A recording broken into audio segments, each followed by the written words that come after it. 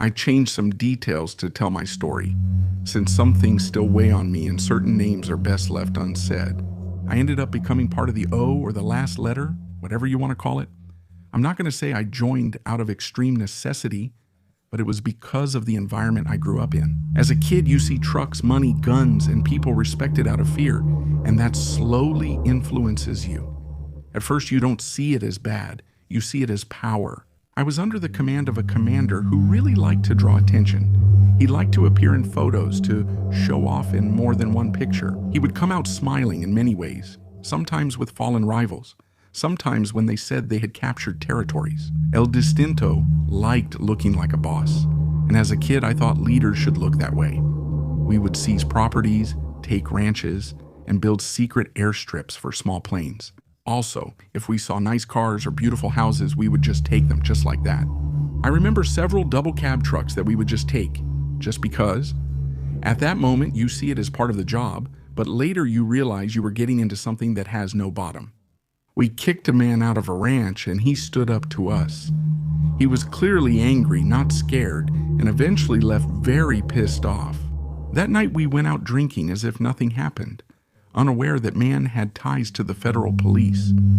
Later, they raided our house early in the morning, blew the door off with explosives, and the noise left us deaf for seconds. There was shouting, orders, lights, and guns aimed at us. Stunned, we were all arrested. A federal agent photographed each of us, and when reaching my commander, they recognized him. That's when the commotion began. Radios, phone calls, and suddenly they ordered our release. Someone inside the government had intervened for that person. They'd been paid off. Nowadays, that person is already facing consequences. But at that moment, they let us go. What surprised me was that even then, my commander still stood up to the federal agents as if he were untouchable.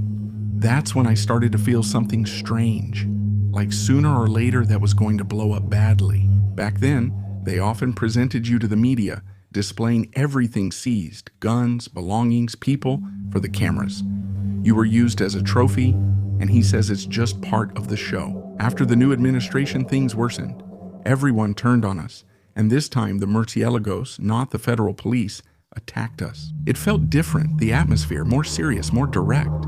During our transfer, a lieutenant recognized my commander and continually harassed him, patting, pressuring, depriving him of sleep, water, and food.